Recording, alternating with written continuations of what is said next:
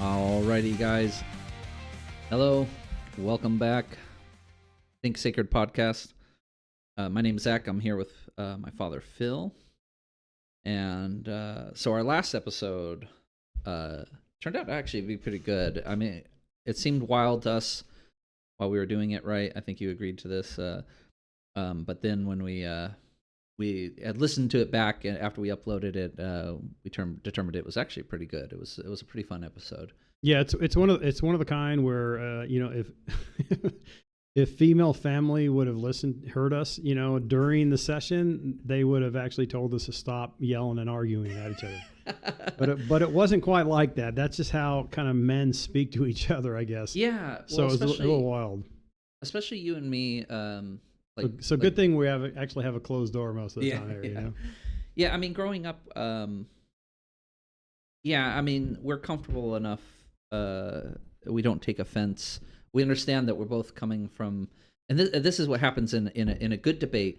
Both sides know that we're coming from the right direction, and we're trying to go in the right direction. And so if we have disagreements or anything like that, it's not trying to fight against you. It's trying to work with you to figure out something. I'm trying to get you to make my mind figure out what you already know, and you're trying to get your mind to figure out what I already know, or something like that. I think we've matured over time, because we might have had some contentious. I mean, I'm not going to lie to you. I mean, we probably had some contentious, discussions or whatever the case may be, or the kind of like I told why that, Dad? Because I told you. You know what I mean? That kind of attitude in the past, right? But you're an adult. I'm an adult, and I think we've we've come to that conclusion. You might have a different perspective, but it's not like life is perfect, I guess, is my point. Yeah. The other thing, though, and I don't know if we made it very clear. We talked about why we wanted this podcast, but really, even if you look, even further down the line from that, you actually mention it. It's because these are discussions we already have, right? We just said let's start recording. I mean, these are discussions that we have in the car when we're going to Lowe's or Home Depot or whatever, heading down the road, or in the kitchen, or in the living room, just talking to each other. So these are obviously, this is more formal in terms of the way we're doing it, but that is kind of the basis for it. And then you actually mentioned it to me because you thought that it would be a good time because I'm out of a job now. No, I'm just kidding. I'm retired now, effectively, right? Yeah. And he thought I would have more time to do this in a more formal setting, I guess. Yeah. So that's kind of the evolution of this and the reason we started the podcast. But also, again, it is to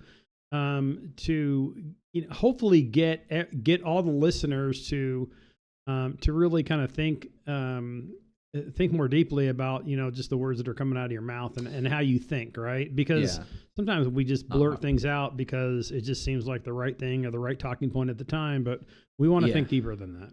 And I think you can kind of see that as we talk too, is so with the topic of last week, I actually have way more arguments for my position, but we're in a like you said, a more formal setting, and so I'm focusing on either my strongest one, or the one that I have the most information on, or the one that's most prevalent in my mind at the time, versus like if I was going to an actual debate, where I had prep time and everything like that, I'd have a list of things that I would want to go over, and the argument would be there'd be so much more to them, you know what I mean? But and there's also another thing too, and you just were talking about how we used to have these kind of discussions before, but before we still do.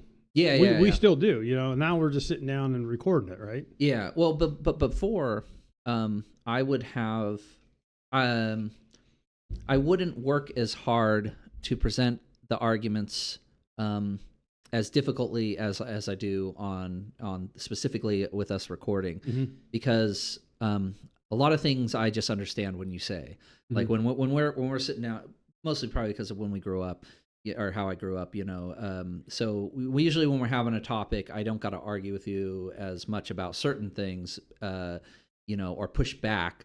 Whereas on this, because we're recording it and everything, I'm presenting harder questions that are a little bit deeper, that are hopefully pushing both of us. This is actually my first note. Okay, so we're actually getting into my first note. So my first note was actually one of the first things that ended up happening in the last episode was you ended up at one point in time just saying, well, because the Bible says so, right? Mm-hmm.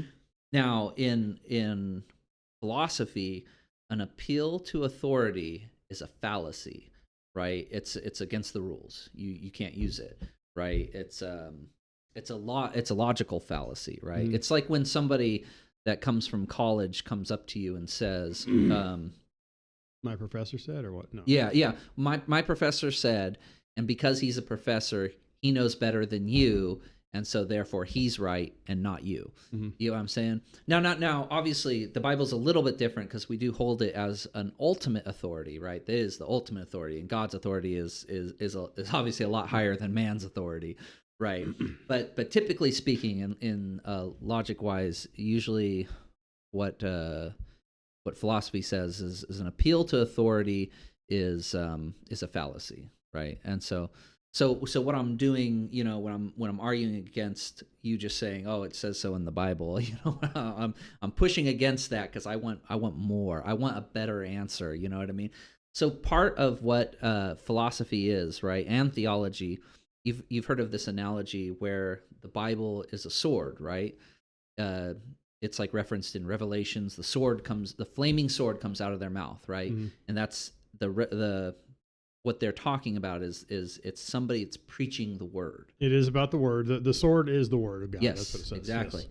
So what you're doing when you're doing theology and philosophy is you're actually sparring. You're actually sword sparring. Both of us have the word, and then we're using the word to attempt to spar to get better at using the sword. You know what I mean? So then, of course, when we come across an enemy, we're better at using it. We're more practiced at it, right? When you become a sword master, then when you come across an enemy that you have to fight, and then, of course, blessed are the meek, right? So it's not like you want to fight or anything like that, but this goes back to being prepared. You were saying, be prepared to give an answer, right? Mm-hmm. That's what we were talking about all the way back from the first episode. It's like when you're prepared to give a good answer, if your answer can, hit even harder than just because the Bible says so. I want that harder answer. Like I want to be able to convince, Richard Dawkins, you know what I mean? I want to be able to convince him that, hey, there's something more than what you're saying you believe or whatever, you know what I mean? And you've got to be at an even higher level to do that than as opposed to, you and I arguing about whether or not you need to be baptized or not. That's different. You know what I mean? When Jesus came, I don't know. I'm talking a lot here. I need to give you a chance to speak as well. I mean, what's your thoughts so far? I'm going to appeal to the Bible. That's that is my ultimate authority. If and I don't think of it this way when I'm talking in general, right? Yeah. But if you were to ask me, if I have a philosophical thought, but the Bible contradicts it, right? Like it's an obvious contradiction, right? With a thought, what is going to be my authority? One of them has to be my authority, right? It has to be one or the other if I'm going to bow to one or the other. So I am still appealing to one or the other if I'm going to believe one or the other, right? Or I'm just going to say I don't know what to believe. I mean, and that's fine too. But if I'm going to say, look, this and this are they seem reasonable, but they're in total contradiction, right? I'm going to bow to the authority of the Bible and not the authority of and it is an authority of the thoughts in my head of my philosophical, argument, right? I'm going to bow to one or the other, right? And I'm going to go to the biblical precedent because I believe that it is the word of God. Now, Some churches believe that it is the Word of God. Some people believe it contains the Word of God. Those are two majorly different things. Oh no, yeah, I'm more on the. It is the Word of God, right? Yeah, we may real not fully life, understand yes, it, but it is the Word it of is. God. And like I said, the Bible we hold as an ultimate authority. So it's a little bit different.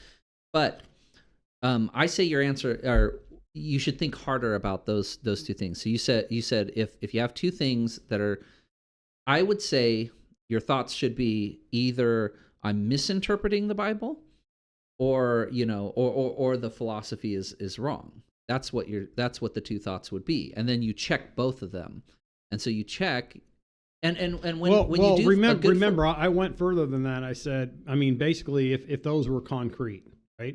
If the Bible was clear as to that thing out there, if you've gotten to that point, then you're wrong. No, I mean, absolutely not. If philosophically I came to it, then how do I know if I'm right? Well, if the Bible is in total contradiction, one's wrong. Then, yeah, your philosophy is wrong. Then I will agree that if you get to that point, but you shouldn't be getting to that point. You shouldn't be getting to that point ever. Yeah, because your philosophy shouldn't be wrong. If your philosophy is wrong, then you need to go back and you need to redo your philosophy. So there should never be a point where. Do you think that, I mean, philosophical arguments are good, right? And yeah. I agree with that type of thought, but do you think there's ever a point in time where we just say it's absolutely, these are in total contradiction? I came to a point, I came to a head, right? And the Bible and the philosophical thing, those things are in total contradiction. I don't think they will. I don't think they will ever be that way. Because I think God is logical himself.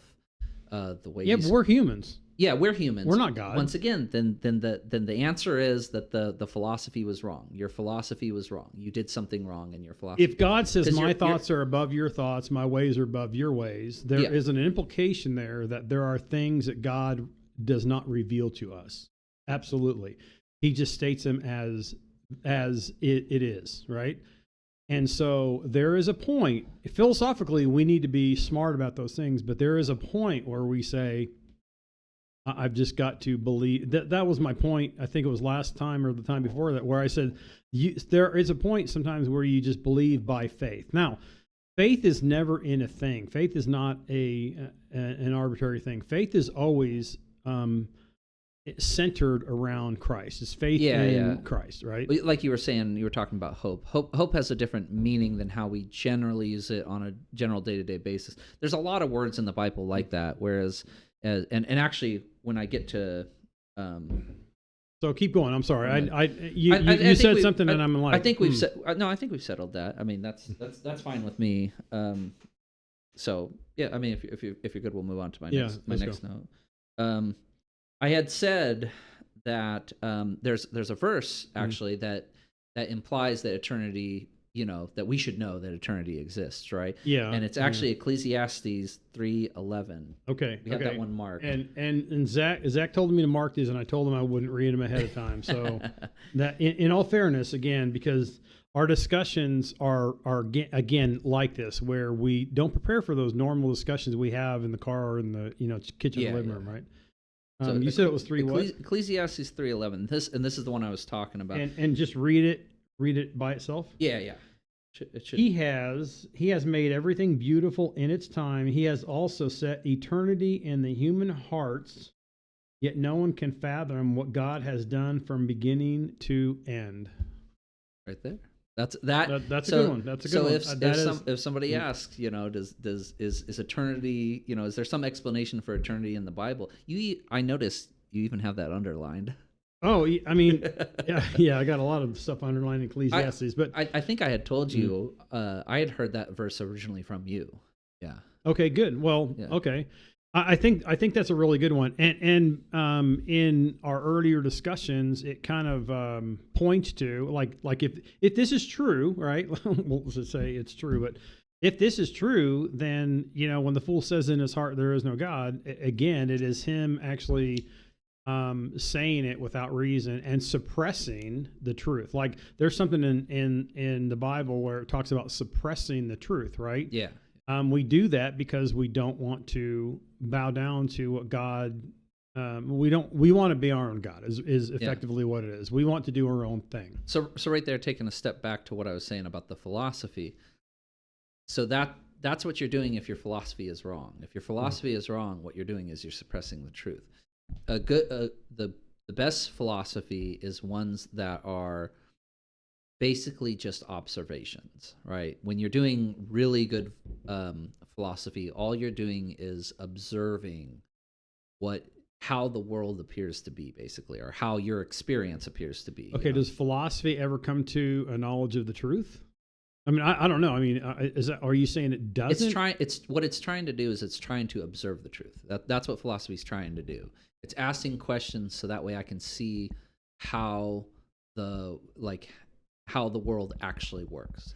What is the truth of the world? There's all sorts of verses that keep popping in my head, but one of them is it talks about always knowing but never coming to the truth. And now I'm wondering, and I'm not saying we can use it here, but now I wonder what the context of that is. There's actually a Bible verse, and I think Paul says it, where he actually says, "Be wary of others' philosophy."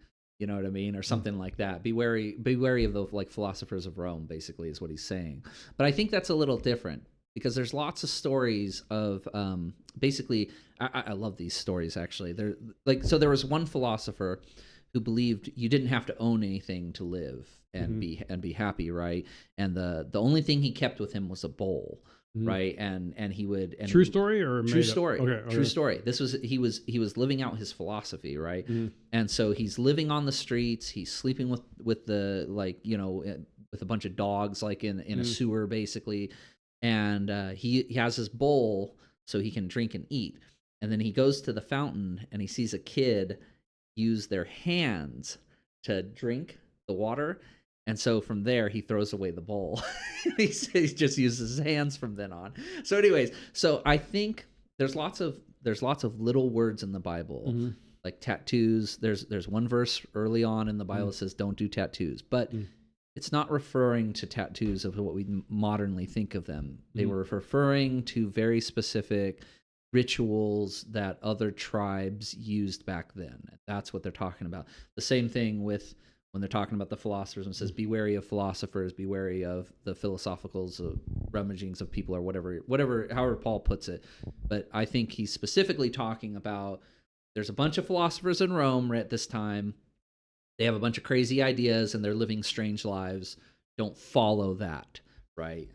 So I think that's different than think and actually do your own philosophy. Yeah, and I'm not going to pretend to even get into the tattoo verses, because I haven't even really listened to Reddit and listened to the people that talk about it. But it's a very, very minor verse. On its surface, from what I've heard, it has nothing to do with the context and not having tattoos in today's age. You know what I mean? Yeah. And I think, correct me if I'm wrong, but I think tattoos at that time, it was like piercings where it was like ownership, right? Or maybe betrothal, right? Well, no, I don't know. Those things are fine. No. The Bible actually talks about piercings, and like you can get ear piercings. No, I'm saying it was fine in that day, but it was for a purpose, right? I don't know. I'm just were tattoos.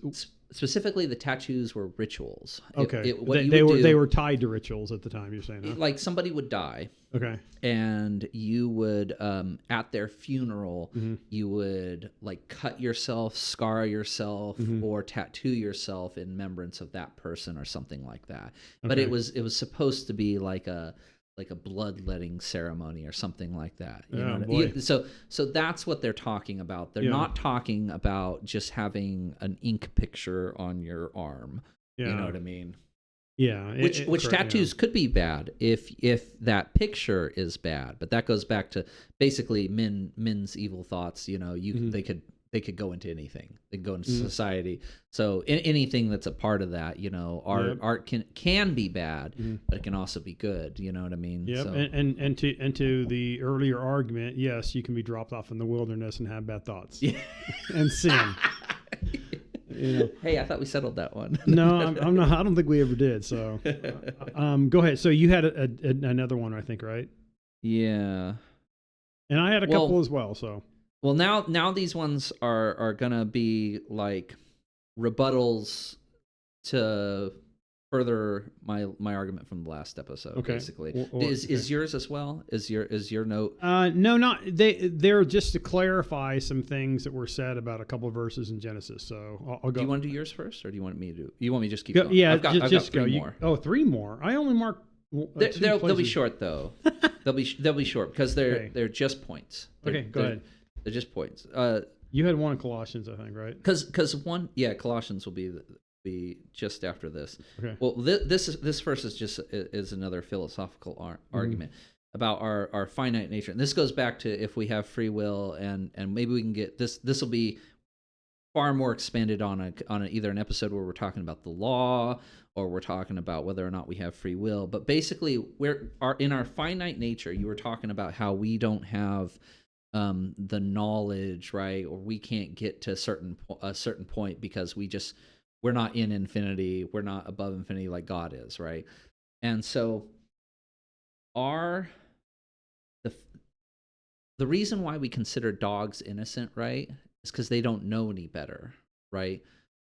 Why do you think that we know better? Where my argument would be, we're actually dumber than we think we are. It's like an egotistical thing for us to think that we actually know enough to actually change, our eternity or something like that. We don't change. We don't change our eternity. We have nothing to do. I mean, okay, so the question once again, it goes back to that free will question. Okay, you keep bringing that up, and we haven't even really traversed that. It's hard to traverse. I think basically we're going to have a lot of discussions that eventually will culminate in that. What is your question then? Is it again? Is it back to how innocent really are we, or how sinful are we? Yeah, how innocent we are, right? Because God has so much more knowledge than us as to what's going on, how it works, what's in our hearts, what he places in our hearts, what he places in our minds. And I think a lot of basically what we're deep into this now. What happens is when people do horrible, sinful things, it's usually because they don't know any better. Or it's from a place of ignorance. Philosophically, you're jumping to that. You're not making an argument for that. You're jumping to that. So if I was trying to keep this short on the front end here, as just saying this is just another one of my arguments. That's not an argument. That basically is a fact. Is the way you're stating it. You're not proving anything, right? Yeah, so yeah. I'm I'll give you an example. You're not proving anything. You're just saying, hey, I have one. They're doing it out of ignorance. I have an example. Okay, tell me how. So this is one of my favorite things, and I studied this in depth, right? As a police officer, the Columbine shooting, right? I have a really big problem with the way that people look at it. When you talk about Dylan and what's the other kid's name? I have no clue. I don't know. When you look at them, these kids had they had the writing just all over the wall, right? I mean, just everybody could see it, right?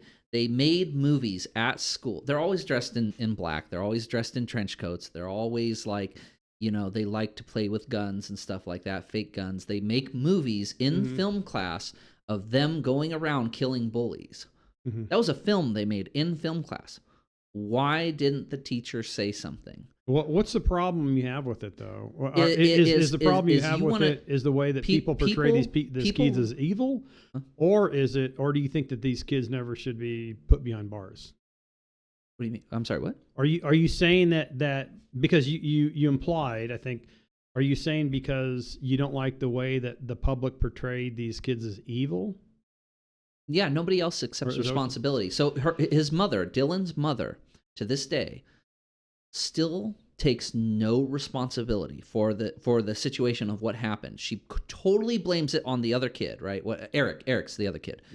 So Dylan's mom completely blames it on Eric and says, "Oh no, my kid was perfect. I did everything right. I raised him right."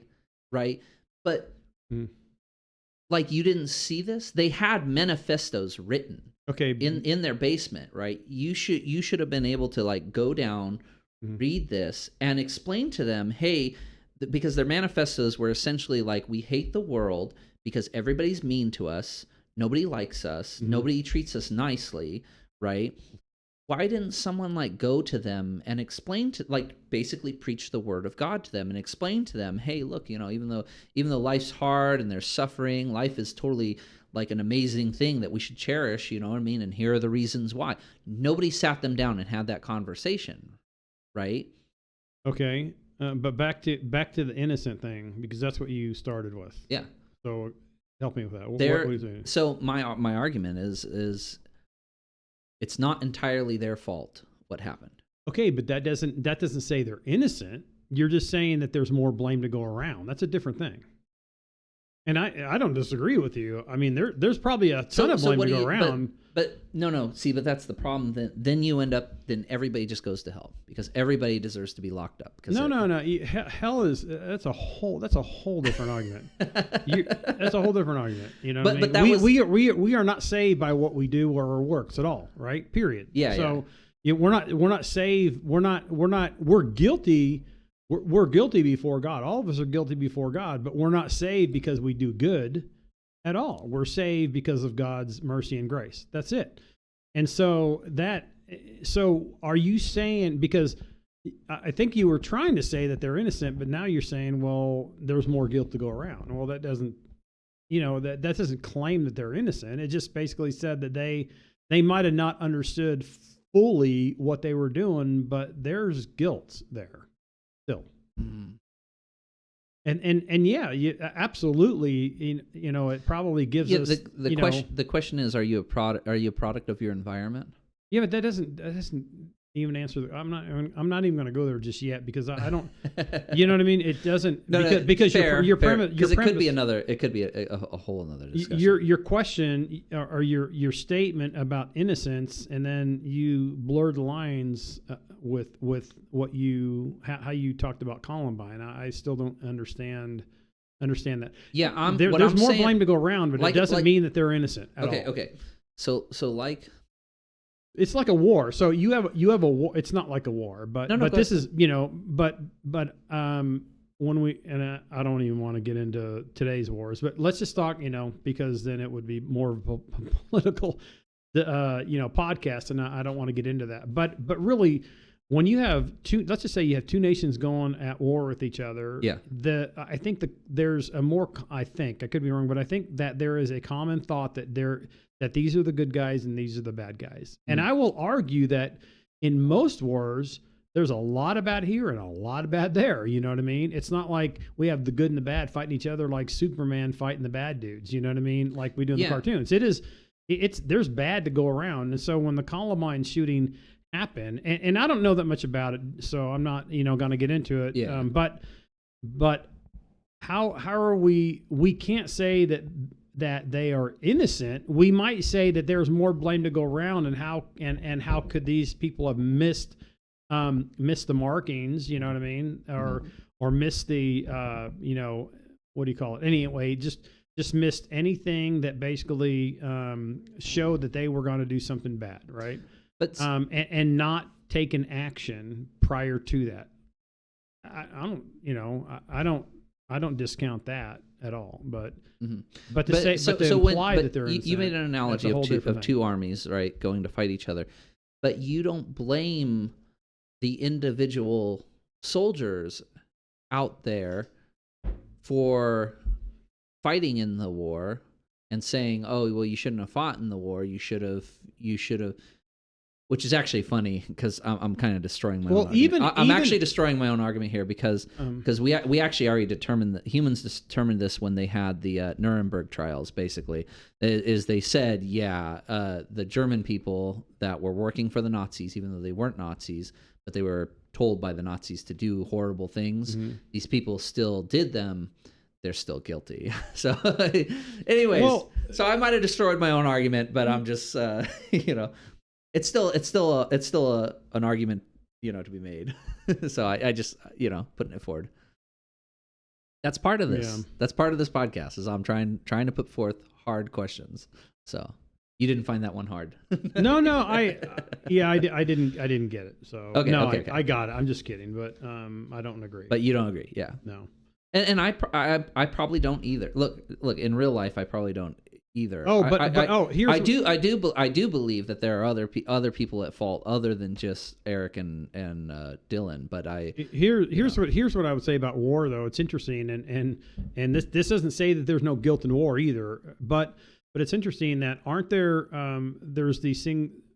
I'm not a historian by any stretch of the imagination, but aren't there things that that they consider war criminals, right? Yeah. In other words, like the Nuremberg, the people that actually killed innocent people, right? Yeah. So if you go out there in war and you're killing other people that are in the battle on the other side against you, you're not going to be held accountable for that. I'm not saying it's right or wrong. Yeah. But if you purposely go out there and kill innocent civilians, you're a war criminal, as far as I understand. Is that correct? Yeah. You know what I mean? That's what the Nuremberg so it's almost trials like even in war they have standards. And that's crazy, but they do, right? Because they know that there's innocent, and then there's people that are trying to kill you that basically it's okay to go against. Yeah.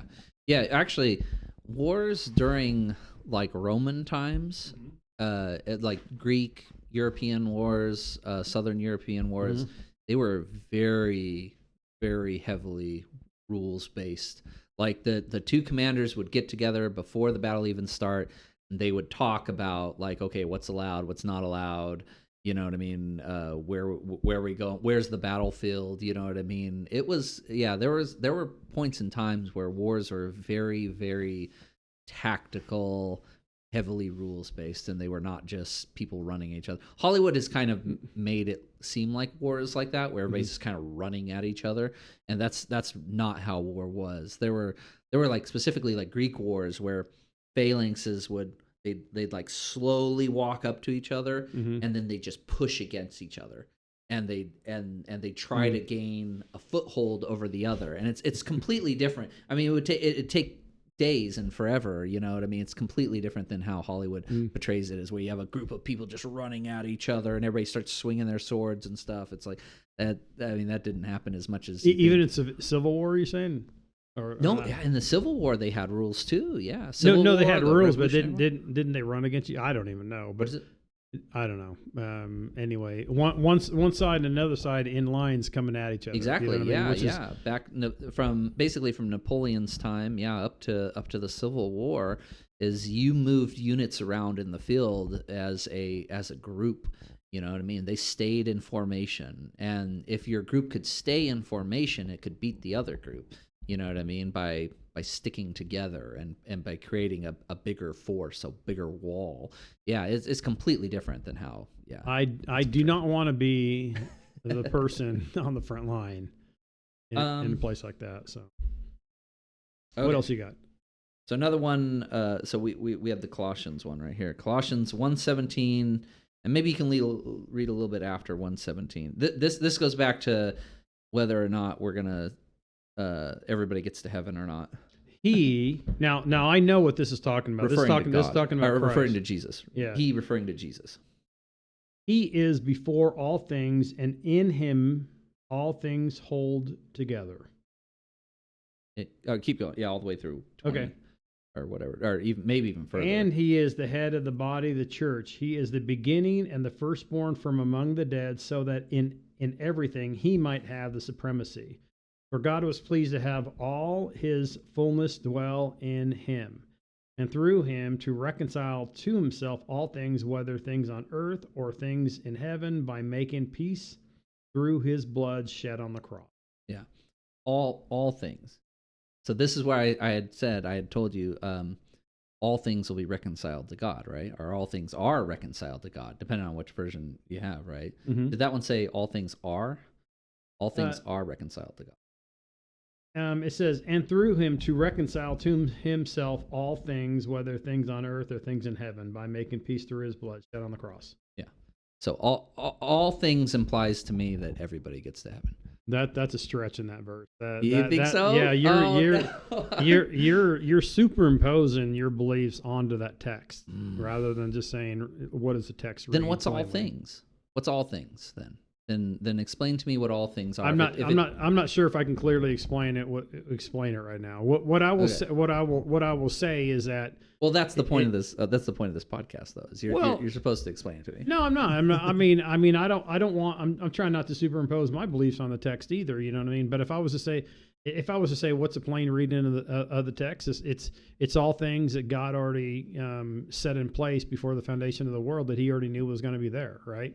So, which is everything, though. That includes dogs, animals, trees, rocks. All things.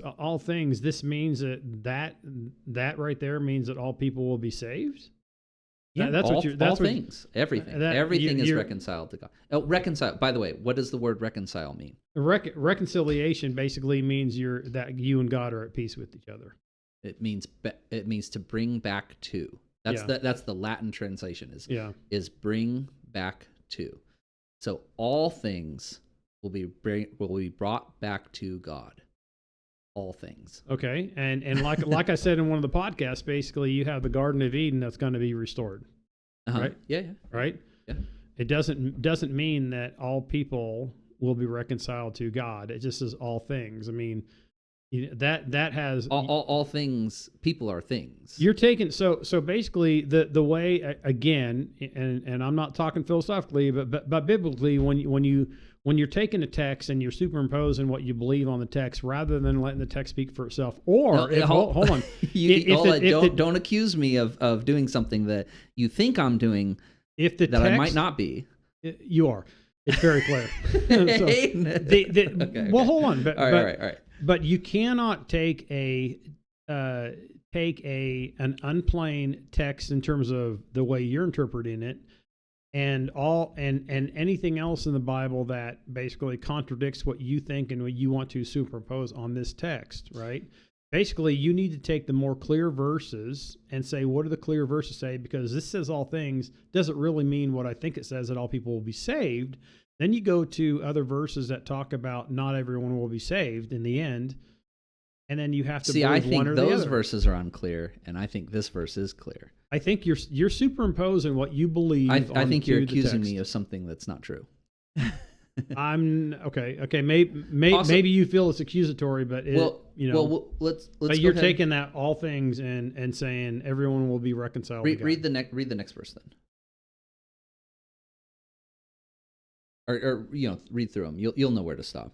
Are you talking about? So once you were alienated from God, and were enemies in your mind because of your evil behavior, but now He has reconciled you to Christ.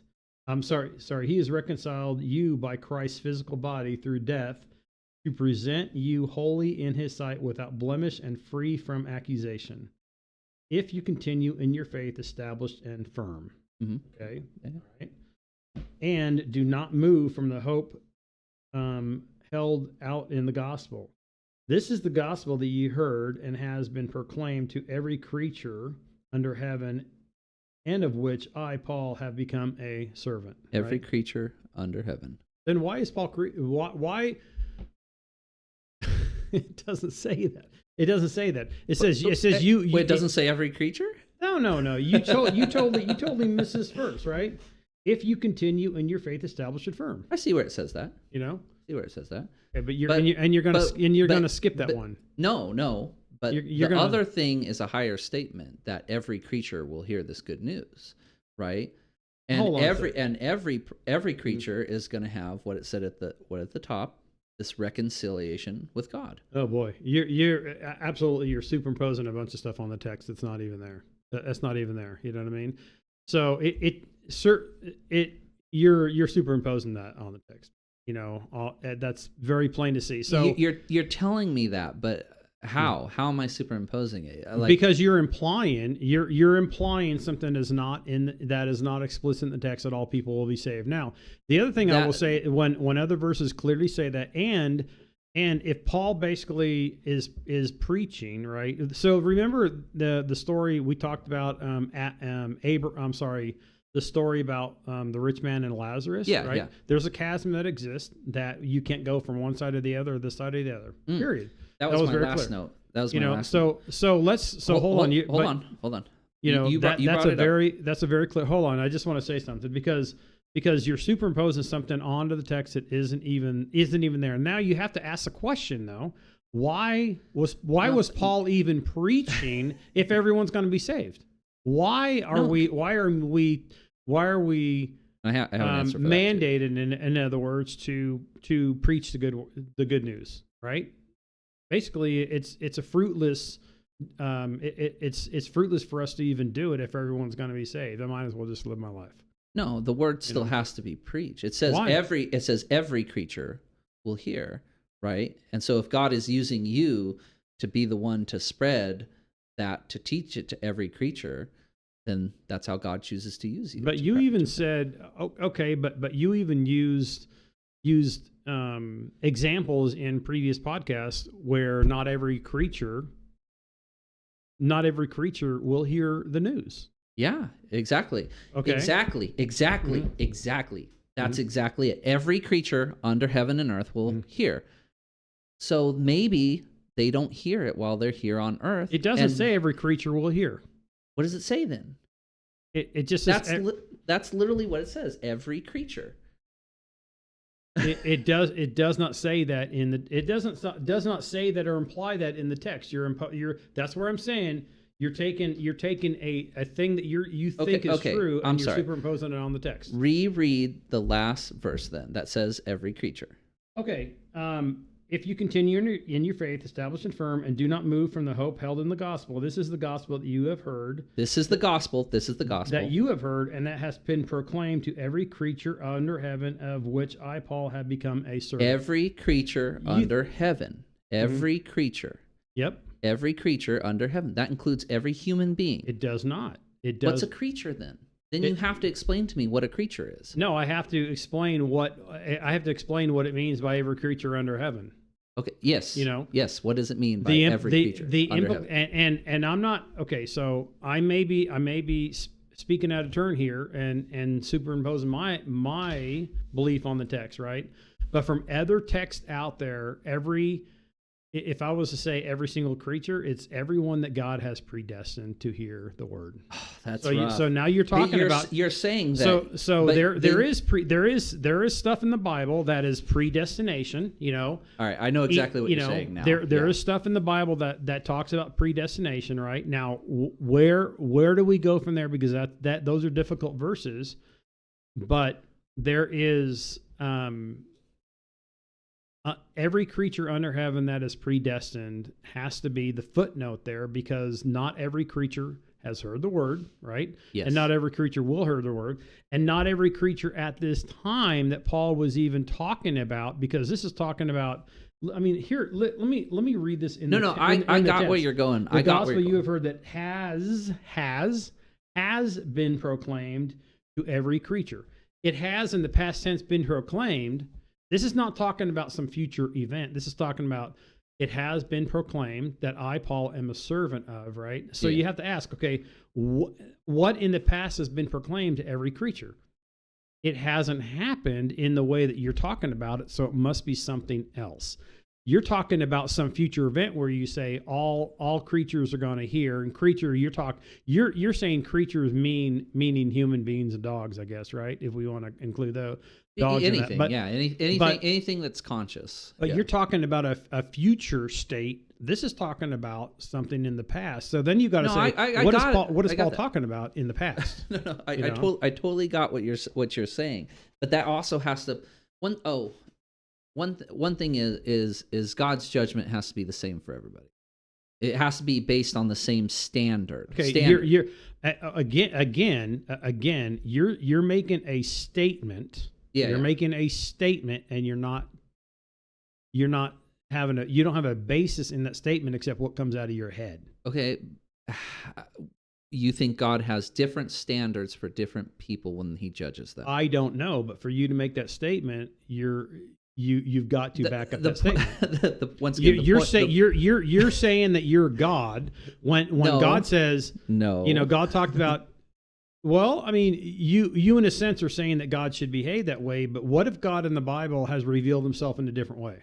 You're believing that I'm coming up with this stuff on my own, that I'm not working through them, and I haven't, like.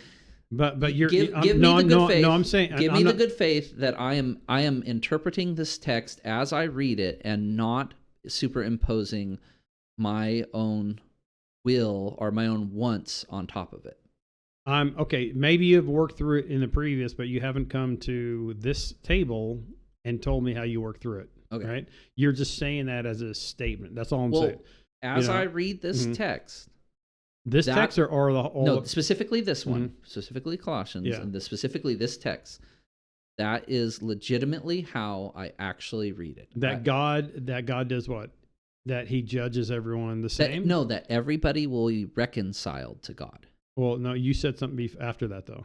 Yeah. I mean, let's bring this back a little, and let's focus on what we're specifically talking Everyone about. will be reconciled to God when Paul was speaking in the past tense. Everyone. I mean, like, I don't understand why somehow everybody before us gets to automatically go to heaven. No, but he's talking about something in the past tense that we have to say. What is Paul talking about that has happened? That's all I'm saying. I'm not saying. I'm saying in this, because you're going to use this text right here, right? Yeah.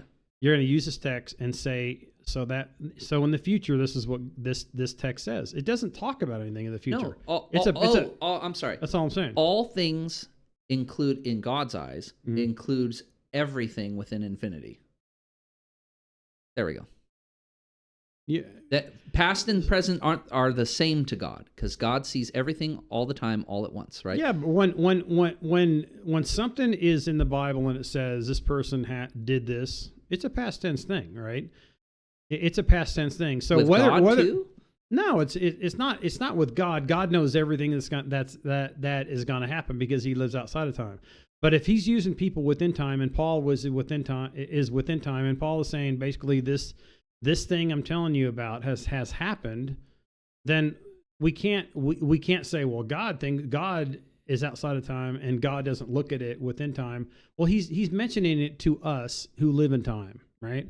And we have to look at it that way because that's the way the text is written to us as humans here on earth. And I mean, there's so much in here that talk about past, present, and future in the Bible all the way through, and we've always read it that way. So you're reading that you're taking a tense. There are lots of other biblical scholars that have the same viewpoint. So you'd have to show me on that one because that is out of bounds and I've never heard it. So you'd have to show me about tenses, how other people in the Bible look at these tenses in here and say this past tense basically refers to any tense you want it to because that's the way that God looks at it. That is not how it's ever read that's not how scholars look at it in the Bible at all. Okay, then explain to me, what is it referring to then? I don't know what it's referring to. I can't explain it. But it is not referring to anything in the future or anything in the present because it says it has. It's that simple. Yeah. If in the Bible if in the Bible it says Jesus has risen from the dead, okay, well, basically there must be something in the future that he's talking about. No, it's talking about a past event that happened. That's what he's talking about. Okay, so if all things, when I hear the word all, I assume it means everything. I assume it means every person, every tree, every dog. All things. I can't reconcile how you're thinking on this one. I can't. I'm just saying. Okay. So I got you. You're focused on the all. I'm focused on the tense. That basically is referring to something in the past. Yeah, but a tense is well. Anyways. So my final argument here on this one is yes. What I'm saying is it says all things are reconciled to God, and the way I interpret it is everything. Everything, past, present, future, everything that ever will exist, ever has exist, everything within infinity. Okay, so Paul was preaching for nothing. Absolutely. No. We have stop. That's a leap. That's a leap and a jump, and that's not logical. And it does not follow the argument of what we're talking about. Now, if you want to talk about that, I actually have an answer for that. Right. the point is you do have to preach the good news because you do want to give credit to the one that's saving you, and people do need to, the suffering, we talk about this suffering that'll happen, when some people die, they're going to suffer, right? They're going to go to a place that we call hell, right? Now, I believe it's for a temporary amount of time. And I believe so we might want to have a whole podcast on that because I don't want to diverge from this, but we might want to have a whole podcast on how how you come to that conclusion. And you're philosophically coming to that conclusion, right? But you're grabbing these things that may be like Christianese, right? And you're saying, well, because I think God is like this is why I think that this must be true. Oh, man. Rather than understanding that God, there are things that God has not revealed to us in terms of how or why he does things, right? And there is something in the Bible, it's clear in the Bible that God is sovereign, right? Yes. So to come to that conclusion, and I don't know, maybe you can come to it philosophically, but there's no way you can come to it biblically. Right? What, that people go to hell for eternity? That there is an eternal punishment and there are people that eternal salvation. Yeah. Because then you're talking about potentially, right? You're talking about God could have reconciled anyone if he could have reconciled, if he's going to reconcile everyone. Yeah. Everyone, right? Yeah. Then you have to ask why Christ even came to the earth. Well, it was necessary because God's an infinite being, right? He can't have our experience, a finite experience. That's what Jesus is. Jesus is him coming down to us because we can't make it to heaven on our own. That's clearly biblical, right? How do we make it to heaven then? He does it. He comes and gets us and lifts us up through his sacrifice, through Jesus. Okay, he does that, but do we have to believe in it by faith? Do we have to? Yeah. That's a different. You're saying that's different. That's different. I agree with you on that. Yeah. That's different than what I'm saying. I'm saying people will get faith afterwards too. After this life. I think in the next one, I gotta find that in the Bible. I haven't. Come on now. Be friendly. Be nice. All right. Okay. So you had another one?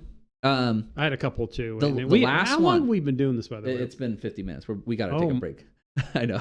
It's good though. Okay. It's a nice. I haven't even come to my starting points. Both of us were holding our ground pretty good there, which is good. I like it. Look, I like it, and I you have to understand. I value your opinion above anybody else's.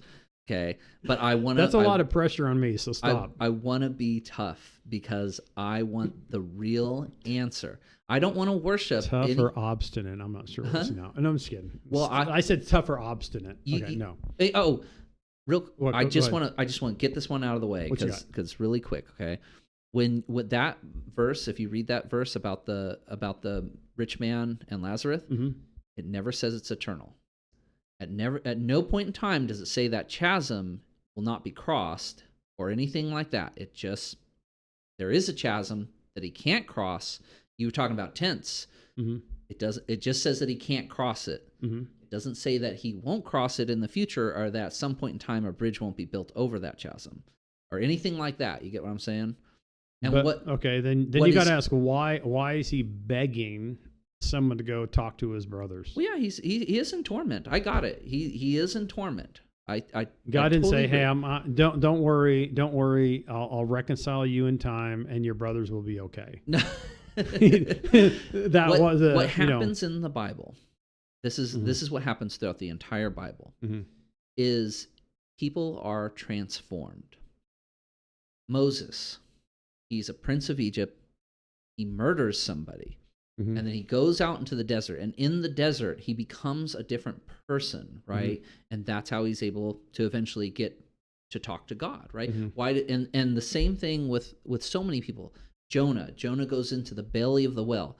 Jonah's in torment while he's in the belly of not a whale, it's a giant fish, by the way, not a whale.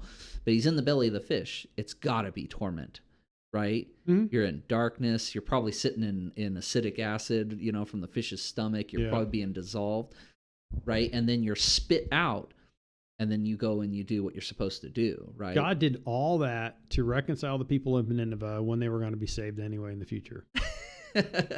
But see, that's part of the plan, though. The plan isn't you can't just appear before people, right? God, if God just appears before you, everybody falls down and worships him just because he's the most powerful. He's the most powerful, and he's proven himself. He wants more than that, right? He wants a family. He wants people that love him and worship him because they want to love and worship him, not because they have to, right? You're making an argument for eternal damnation right there. Go ahead. Keep going. Keep going. I know what you're right. Some of my arguments do have multiple sides, and the point is to present each side as strong as you possibly can to figure out which one eventually wins out, right? You're right. So people have to want to worship him. But the way that he gets you to want to worship him is he transforms you by teaching you, by making you learn, by teaching you the hard lessons, right? When you go through life and you have hard times and you have hard lessons, you learn from those things. You learn and you become stronger, right? This is why all those wise men live out in the desert, why they all live on top of the hill by themselves and everything like that. They're living a harder life. Are they wise? Well, I mean, whatever. We're using a stereotype. I use that as a stereotype. Yeah. Are they loons? I use that as a stereotype. I'd say some are both. I got you. Yeah, for sure. Well, even with Jonah. I mean, Jonah, when he gets up on top of the hill, right? He's not happy. He's mad. Oh, it's a hilarious. It's like in a weird way. Like when you read it, you're just like, yeah, it is not a fun story. He is. I mean, he is highly ticked off. Yeah. And like you say, I mean, that might be part of it. Like even though he went through that and he saw the grace of God in Nineveh, maybe he still chooses to hold resentment, in his heart. Oh yeah. So you know what I mean? Maybe it's going to take a lot longer for Jonah to make it to heaven than some. Yeah, I don't know. We've been going on for 56 minutes. Do you want to take a break, or do you want to quickly, or do you want to start your stuff when we get back? I had only a couple points, and really okay. I don't think we're going to have a lot of things to traverse on there. Okay. So go through it real quick. Okay, so both of them actually had to do with Cain and Abel, and I'm just saying that. I like that. I like that then. Saying that you might want to reread this because the After our conversation of the second episode, I did go back and reread it. That was the smartest thing one of the smartest things I had ever heard you say. When you explained that, I got that. It was great. It was great. Go ahead. Go read it. So, and there's not a lot on Cain and Abel. You know what I mean? We hear about it in churches and all sorts of stuff. There's only a few verses on Cain and Abel. Now there's other stuff reference about Cain and Abel in the New Testament, but it just says Adam made love to his wife and she became pregnant and gave birth to Cain. She said, with the help of the Lord, I have brought forth a man. Later, she gave birth to his brother Abel. Now, Here's a biblical question. What lineage did Christ come from? Oh, Cain's. Oh, no, neither of them. I'm sorry. It's the third child. That's the third child. What's his name? I don't know if it's a third child because it said they had many more. Yeah. And then they had Seth. Then they had Seth. Okay. But that's just a biblical, it's neither of them. Yeah. It's neither of them. So. Well, obviously it's not Abel because Abel dies. Yeah, he doesn't. But the other line that comes from Cain is Tubal-Cain. Yeah. Yeah. But anyways. And Enoch. Anyway, so, and it says, now Abel kept flocks, and Cain worked the soil, right? So flocks and soil. Yep. And some people go, well, it's because he had flocks and he was working, the ground, right? Yeah. Well, like one's better than the other. But it just says, in the course of time, Cain brought some of the fruits of the soil as an offering to the Lord. So Cain did that. But and then it just casually says, and Abel also brought an offering, fat portions from some of the firstborn from his flock. Yeah. So Abel's bringing his best. Cain just is bringing something. Yeah. Is what it's saying. So it's anyway. The Lord and it says nothing about Cain noticing or jealousy over Abel yet. And that's It's when not, he's pissed off. He gets Yeah. pissed off after he it's realizes after it's the rejected. sacrifice is rejected. Yeah. So anyway, just for you, but for anyone else out there who wants to read it and get the plain reading from the text. Now, this also about how Cain basically is he's lamenting, and he says, Cain said to the Lord, "My punishment is more than I can bear." So there's more in there, about him crying out, right? Yeah. Today you are driving me from the land, and I will be hidden from your presence. I will be a restless wanderer on the earth, and whoever finds me will kill me. Yeah. So he says that, and the Lord said to him, "Not so. Anyone who kills Cain will suffer vengeance 7 times over." Then the Lord put a mark on Cain, and I think I thought this was the verse you were talking about. I was like, wait, it was God who protected him.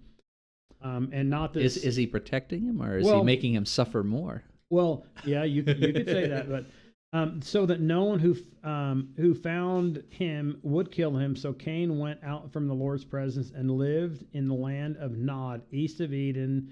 Now, and then it said Cain built a city and did other things too. But there's a different verse that you were referencing, but this has to do with if anyone kills Cain, he will suffer vengeance 7 times over. And I was thinking about this, and again, careful here with the verses, but it's interesting that God protected him. Now, this is before corporal punishment was enacted in the land of Israel, right? Yeah. So maybe it could have been that, and it was at the time where God has always said, "Vengeance is mine," says the Lord. In other words, he does not want anyone to take vengeance outside of him taking either him taking vengeance or him instituting vengeance within a governmental society like he did with the Israelites, right? So I wonder if that was he was protecting them, and he basically just was trying to tell people, look, vengeance is mine. You have no. It's not for you to take the life of this person at this time. I can do that, or I can choose not to. But there's going to be a time where I'm going to institute corporal or capital punishment, rather. In the governmental society, where during the time of the Hebrews, and then later on the Israelites, right? But I'm just making mental notes that maybe that's possible. But it's interesting that that's the time God is actually the one that protected him. There might be some other verse you're talking about where it has to do with vengeance of 7 or 70 times. I'm not sure where that is. But if we're talking about Cain specifically, God actually, believe it or not, protected him, in terms of, punishment here on earth. Yeah. Maybe it was further punishment because he didn't die. I don't know. Maybe he was hoping he would be dead, and God said, no, I'm not going to die. Yeah, for sure. Those are all great things. I absolutely loved your version of or what you pointed out. It's not your version. What you pointed out in it, because a lot of the times when I hear the interpretations that most people have of it, or at least the majority of the interpretations I've had, have been that Cain's offering somehow was weaker because he didn't do as good at growing the food. You know what I mean? Like his offering was legitimately of a lower quality, as opposed to as he could have offered his first whatever harvest. He could have offered the first of his harvest instead of later on, which you pointing that out is absolutely incredible. Yeah, great, just great remember, stuff. so in the New Testament, and I'm not trying to break New Testament and Old Testament at all, because it's the same God, but in the New Testament it says, without faith it is impossible to please God, right? So we must, I guess, imply that basically Abel gave of the first fruits, he gave it by faith, where Cain didn't give it by faith, but he knew, again, there must have been some sacrifice instituted, because God actually instituted sacrifice in chapter 3 in Genesis when Adam and Eve sinned, and then he basically killed an animal to give them clothing because now they Yes, realized they yeah. were naked, right? Yeah. And they were covering themselves with fig leaves, and he was like, "No, that stuff's itchy." No, just kidding. Yeah. You know what I mean? Right? Like, Yeah, he was a little. Yeah. yeah, he's like, so he instituted a sacrifice. God instituted the first sacrifice, by the way, in the Bible, Yeah. right? And so they must have had something implicit or understood that a sacrifice must be offered to God to Yeah. please God, right? But Yeah, if it you give doesn't- it by faith versus not by faith, Yeah. then yours will be accepted and the other person's will not. Yeah, because there must have been some sort of societal thing that Adam and Eve and Cain and Abel had determined that they have to do, right? They have to somehow give a sacrifice. They must have somehow figured that out and somehow agreed to it or talked about it or something. You know what I mean? And that's not clear in the Bible how that came about. But anyways, the point is that Yeah. it did. Okay. That's it for my verses. By the way. Okay, So we've been recording for an hour. that's it. Jesus So Christ. anyway, we just started the podcast and we Yeah. finally got through our intro. All right, here's the start of episode 4. No, it's great. Look, hey, it was like we're gonna take a quick break, and when we get back, I wanna talk to you about interpretations throughout the Bible. That's what the topic of today was supposed to be, and I told you at Okay. the end of the last podcast as well.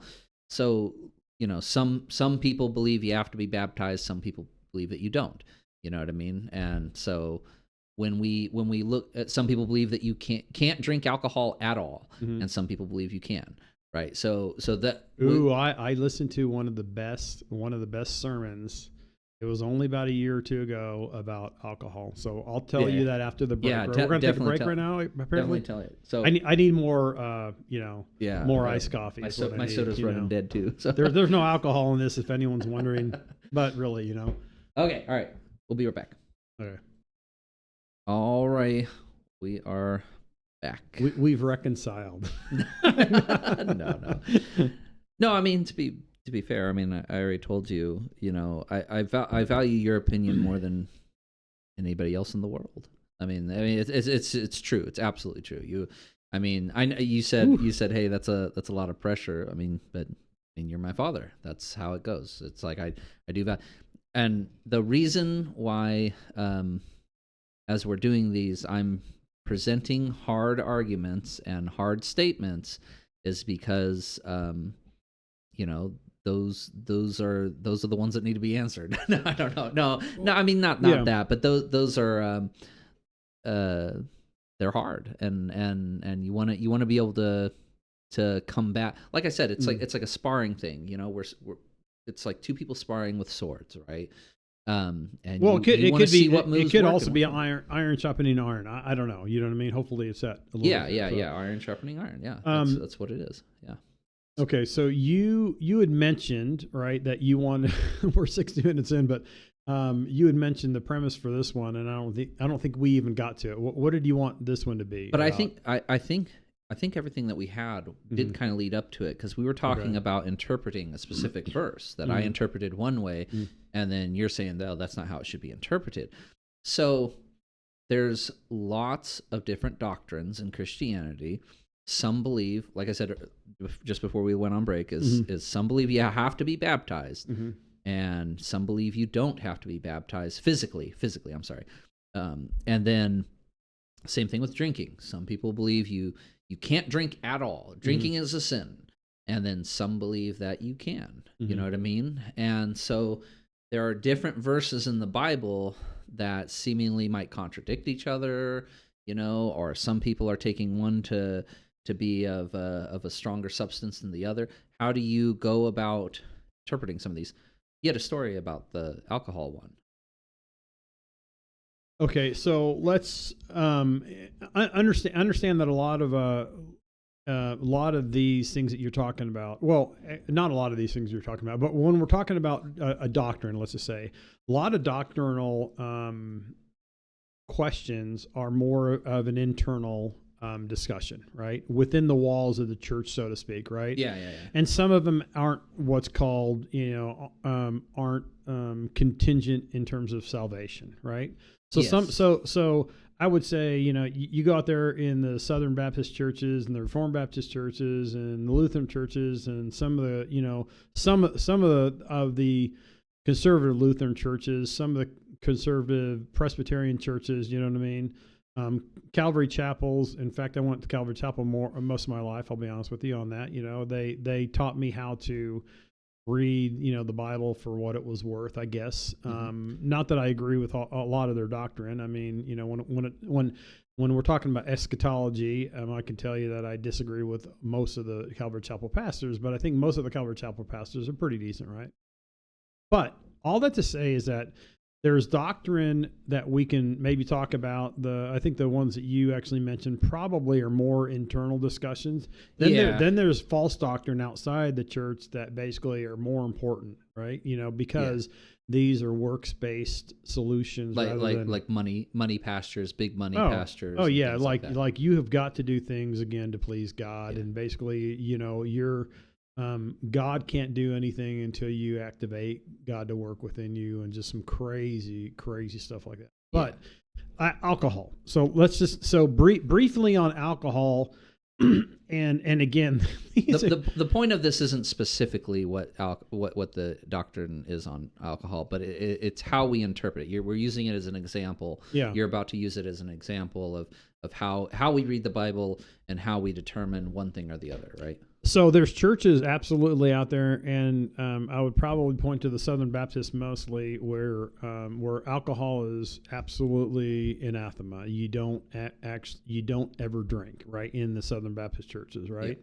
Where in the, you know, let's just say the Lutheran church, where it's a Missouri Synod Lutheran church, and they believe, you know, you can do it in moderation, right? So which one is right? Which one would I lean toward, I guess, is the question, right? Absolutely. And I've come full circle on this, where I would say absolutely you can drink right now. I will say that there is an excellent sermon that Mike Winger did. So I'm going to point to Mike Winger, and he says what the Bible says about alcohol. I've actually heard this one. He went through every single verse about alcohol and dug into it and spent multitude of hours before he actually presented this sermon. And it was an absolutely great sermon. Now, Mike Winger is convinced himself, because of things that happened in his family and his life and different things like that. He's convinced himself that he's not going to drink, right? Yeah. But what he will say is that is it unbiblical to drink? He'll say absolutely not. Biblically, it is absolutely a sin to get drunk, though. Right? Yeah. And so God has given alcohol as a gift, like at the wedding, but basically, you know, let's talk about Jesus' first miracle. His first miracle in John chapter 2, right? Yep. He turns water into wine, and that is the best wine, and it was saved for last. And there's a symbolic stuff there about him being on earth, you know what I mean, and him being saved for a perfect time in God's eyes, right? But it's interesting that it is absolutely something that God has given to us to enjoy, right? Yep. Now, when you take that and then you turn it into getting drunk and doing stupid things in life, getting drunk, and because you get drunk, you become stupid, that is sinful. So alcohol is not drinking is not sinful. Getting drunk is sinful, I guess, is the overarching message of when you read the verses in the Bible. So I don't want to, go out there and tell you I can give you more than what Mike Winger already did in that YouTube sermon. But it is excellent. It is absolutely turned my mind upside down on what I thought before. So, I mean, you didn't really answer the question. Sorry. But how do you go about when you're interpreting the Bible? And because one of the things you were saying in our last thing there before the break, was you were saying, well, it's clear that the Bible says this, right?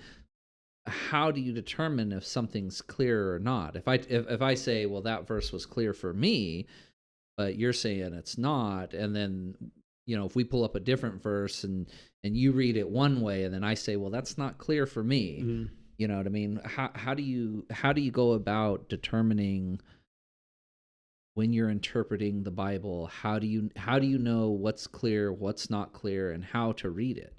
This is where the listeners need to probably go outside of what I'm going to say, right? Uh-oh. No, I'm just saying, because I'm a simpleton when it comes to this, right? But I will tell you that that what I've learned is what I've learned is you have to read the verse in its context. That's one thing. Context. Those are the three most important things when it comes to interpretation of the Bible, right? Yeah. You, as best you can, and this is the difficult part, if there is some historical precedent, you have to understand you have to understand what is going on in the time that it is written, and maybe who it was written to, right? You have to understand that. That's huge for like the laws of Moses. If you're talking about like the first 3-4 books of the Bible, that's huge. Anyways, keep going. Yeah, so you have to understand that. You have to understand if it's descriptive or prescriptive, right? We talked about that. I think the lens, and this is a Luther thing, I think, but I could be wrong. But to have the lens of law versus gospel is really helpful, I think, as well. Yeah. And the other thing too is that you take that law versus gospel one, though, that's something that people that aren't Christians don't understand. It's like the Trinity type thing. Mm-hmm. It's almost like, because a lot of times what the atheists and the agnostics will say is when they're reading the Old Testament, they'll say, well, your God said to do something really horrible, or your God said something's a sin that you do every single day, like wearing clothes that are a mix of cotton and polyester or whatever. Yeah. But anyways, keep going.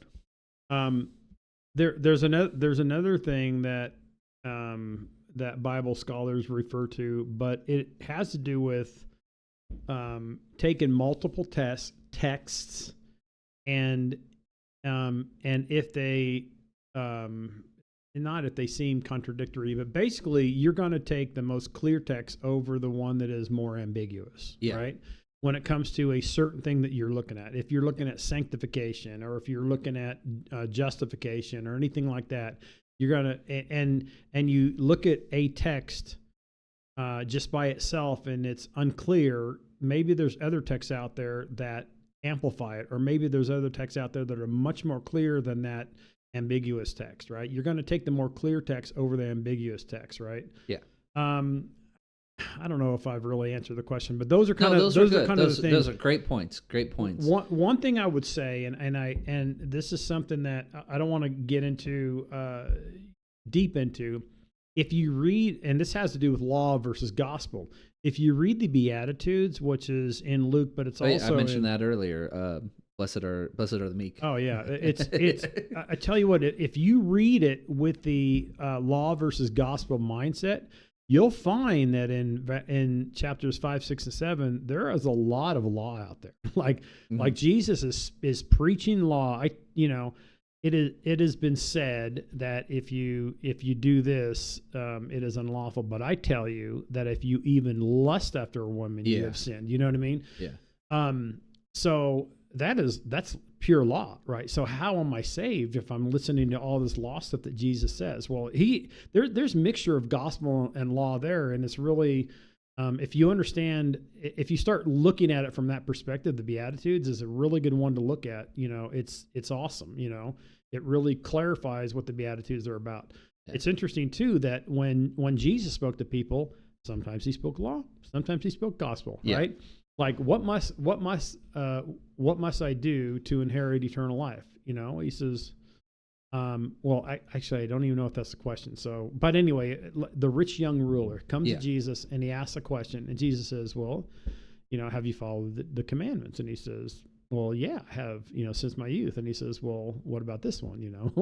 He says, go take all you have and sell it to the poor and come follow me. And the guy left away distraught. He left distraught. And why did he leave distraught? Because, Jesus was pointing law to him, right? Yeah.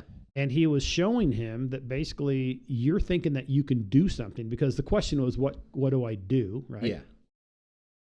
And Jesus was saying, well, you can't do anything, is really what he was telling him, and basically showing him as a mirror that his heart wasn't Yeah. wasn't right before God, and he had to understand the law first before he could even accept the grace. Right?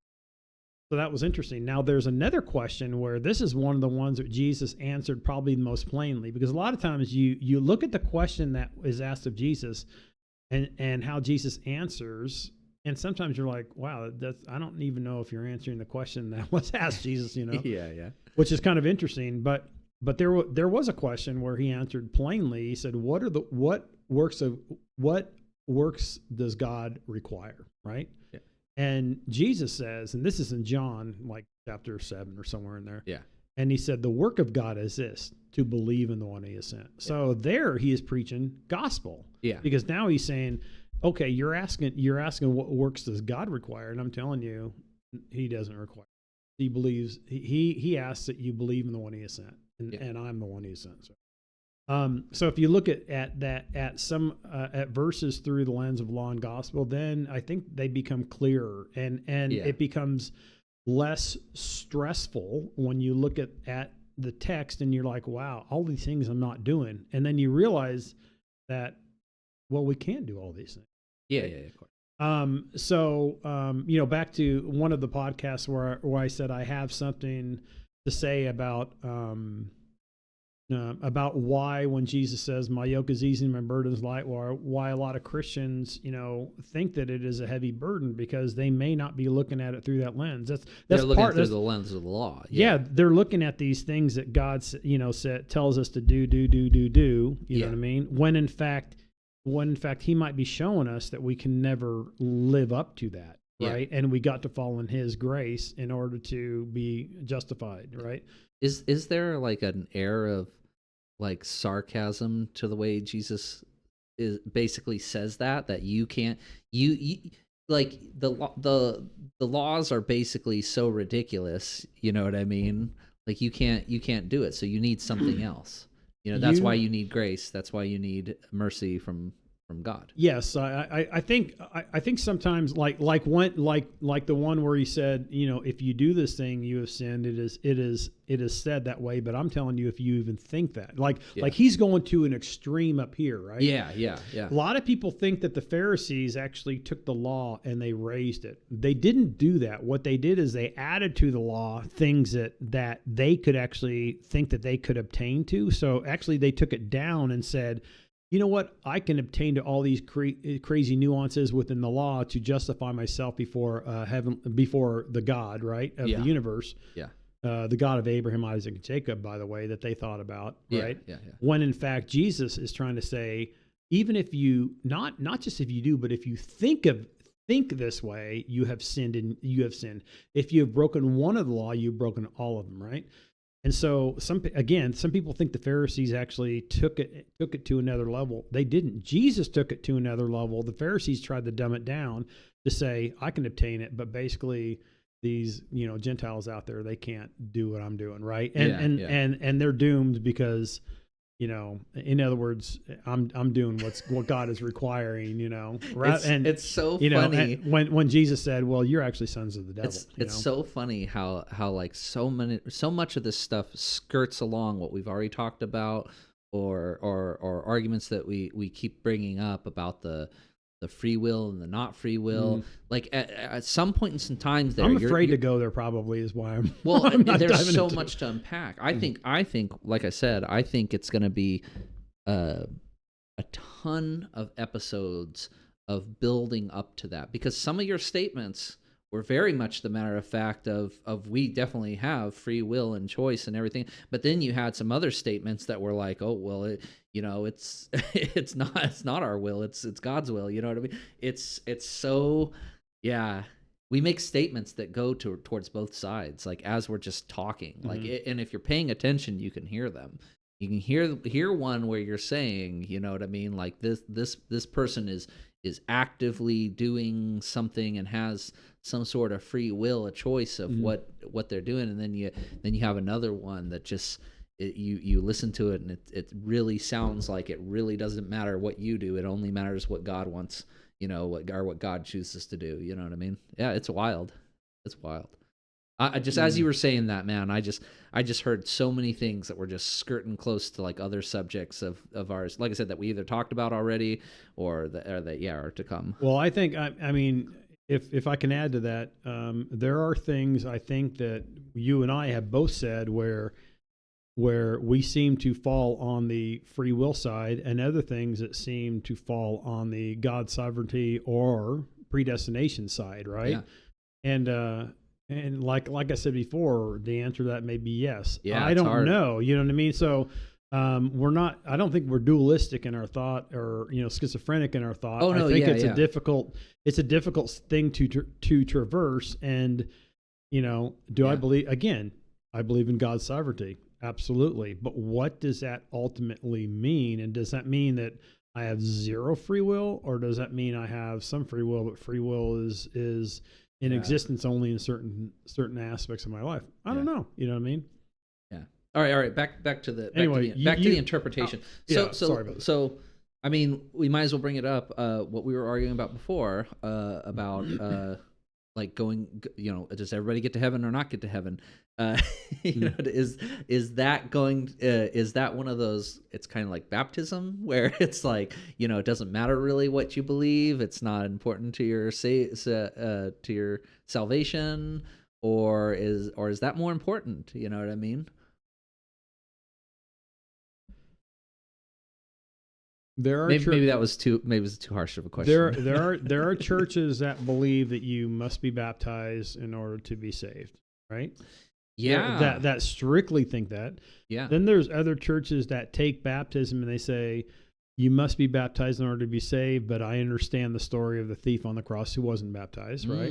Yeah. And then there's some that basically say that baptism is totally symbolic, right? Yeah. So there is, those different churches, right?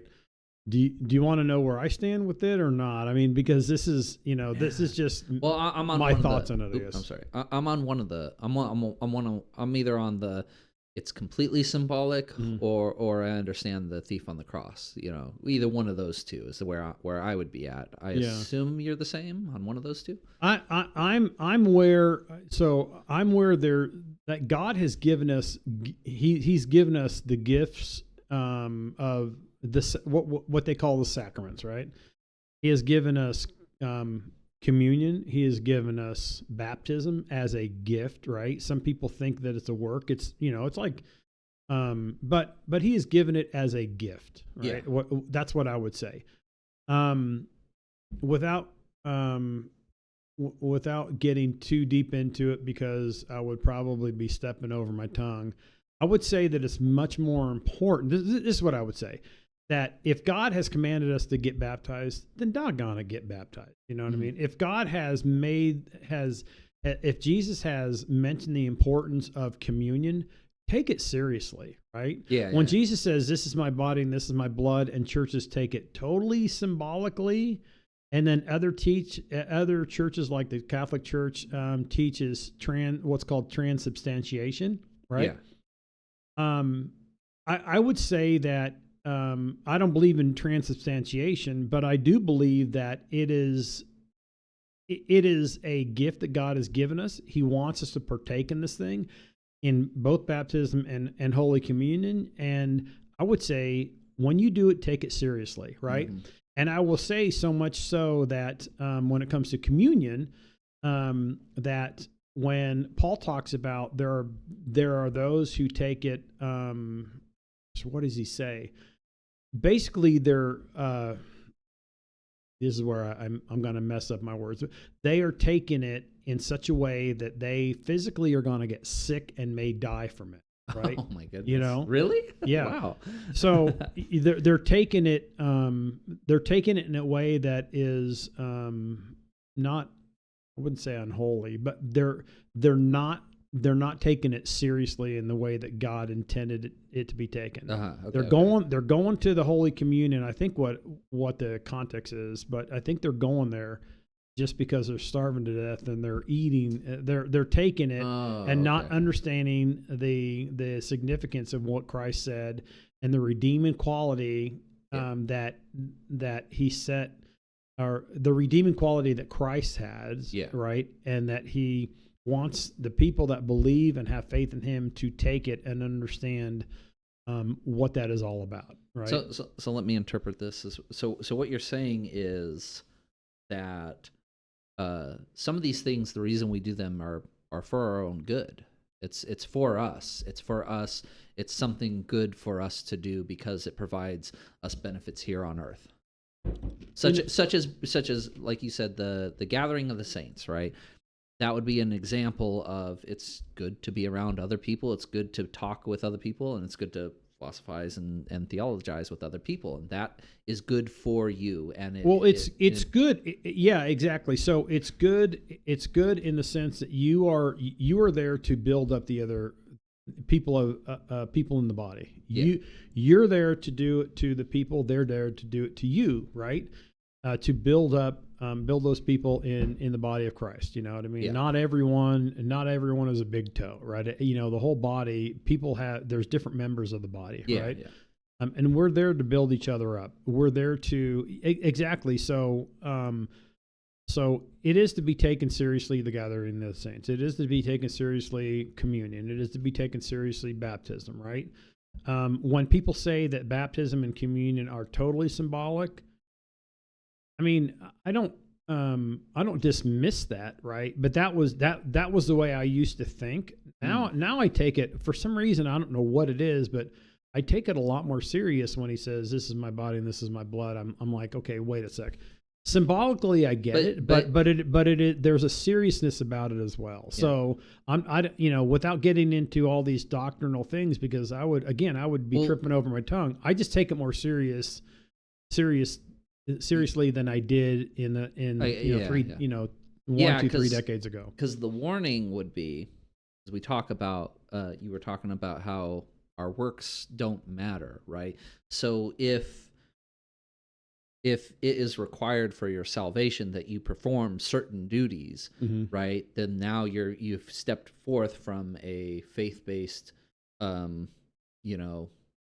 whatever doctrine into a works-based doctrine, right? So if you have to go and take communion every day to be saved and everything, now it's or not every day, but if you have to go and take communion and it is required and it is necessary, then now you're in a works-based thing.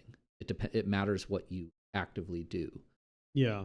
And so how do you look at communion and how do you look at I think those are really good examples of how do you look at these? Yeah. Do you look at them as works or do you look at them as gifts that God has given us? And he wants us to partake because, again, it is good for us to partake in those things and to it is good for us to partake in those things and to take them seriously and to I don't even know if I can verbalize why these things are good, but I think they're a lot better, now than in it makes past, sense. You know what I mean? You might not even. I don't even think you have to explain specifically why each one is good and give exact bullet points for it. But what your argument is just, it just makes sense. It's just solid and it just makes sense. So I thought I was just spouting a bunch of words, but I appreciate that. There you go. No. But so now I'm going to go a little bit harsher now here on this question here. Just out of curiosity, how long have we been here? 26 minutes. So an hour and 26. We got an hour and 26 minute episode. Okay. Maybe we'll finish off here. Do you have a time schedule? Yeah. How much longer do you want to go roughly? I got another hour and a half before I got to leave, so we don't want to keep talking. I don't know if my mind can go another 15 minutes right now. Okay. So, but go for it. You've stretched yourself to your limits. No. I'm an old man. But the thing is you have these two different churches that believe in two different things. Are they worshiping two different gods? How is, because you almost said at the end of 2 episodes ago, you almost said, well, which God are you worshiping? Or which God do you believe in? You know what I mean? So when you have these differences, especially when one of them believes that you have to do it or else you go to hell, right? Mm-hmm. So especially like the drinking example, the person that believes that you cannot drink at all, right? Versus the people that say it's okay to drink in moderation. Do these two people believe in different gods? It depends how you look at it. So if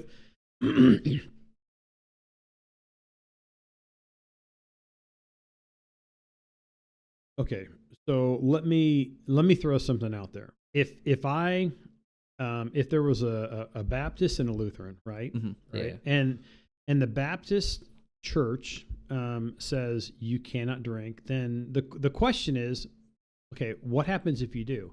Is it sinful or is it damnable? Is that the word, right? Like, is it? Yeah, that's a difference. Yeah, exactly. So what is the difference? If they say it's sinful, right? It's sinful, and God looks at it as sinful. Then I would then it's probably not even worth getting into. But then it may be that their doctrine on that is wrong, right? But their doctrine on Christology may be correct in both churches. You know what I mean? But if that Baptist church, and you're talking to like the pastor of the church, right, who understands the doctrine, and they say basically you can be damned if you drink alcohol, then you're talking about a works-based, a person that is kind of thinking in a works-based, he's thinking a works-based religion, I should say, right? And then I would say that may be heretical. Does that make sense? Yeah, yeah. So it's those things where the fine line. That's what we're talking about. We're talking about there's a fine line between where, and this goes into what I was telling you while we were at Lowe's. I was telling you at Lowe's, I think one day we should do. We went to go get wood today. What's that? No, at Lowe's. Anyways, it's our favorite place right now. Yeah. I had talked to you a little bit about. I'd go to Home Depot though if both of them were the same distance away.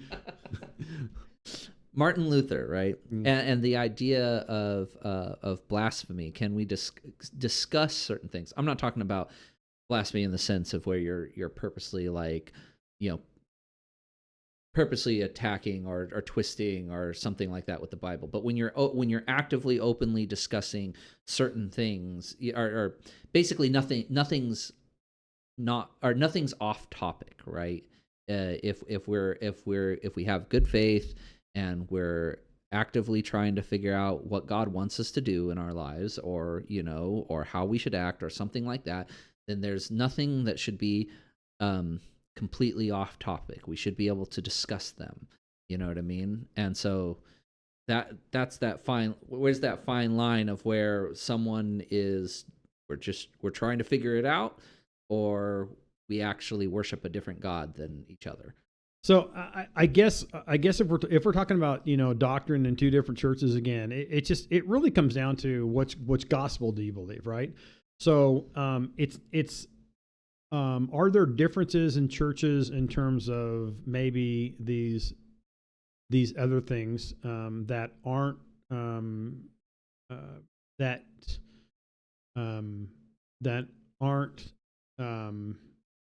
related to salvation, right? Then basically we're going to have we may have a disagreement, but we would call them brothers, right? Now, there's a difference when you start getting into a religion that has added in a whole nother testament to the Bible or something. That's completely different. You know what I mean? We're talking about if we both believe the core of what the Bible is, right? And the core of who we believe God is, right? Okay, so that's probably a much better way of putting it. What are the core beliefs that basically says you are Christian, and if you're outside of these things, right? Yeah. Then basically you're either not a Christian or you don't fully understand what being a Christian is about, right? Yeah. And that may be at an individual level, or maybe basically at a doctrinal level at the church, or with a certain church, right? There, this in some of our discussions. I really have a hard time, and this is where I don't know if I want to get into it right now, but no, I will tell you when it comes to false doctrine and some of these mega churches right now. Yeah, I would say that their doctrinal statement looks okay on the surface level, because it's interesting, because if you look at the doctrinal statement of some of these churches, and I'll mention one of them, by the way, Kenneth Copeland. You look at the doctrinal statement of his church, and it looks solid at its surface. But if you listen to him and his sermons continually, absolutely he is heretical. Yeah. Absolutely he is heretical, right? He is outside the bounds of Christianity. Yes. Right. Okay. Even though he has a Bible and he as a prop, and even though he reads from the Bible, he absolutely is heretical. It is total works based. It is absolutely within us to obtain our own salvation, right, by works. Everything that we do here on earth is I don't even know how to put it. Basically, everything that we do here on earth is going to determine our salvation. It has nothing to do with Christ and his redeeming, his sacrifice here on earth. If you really get down to it, right? That's an extreme right there.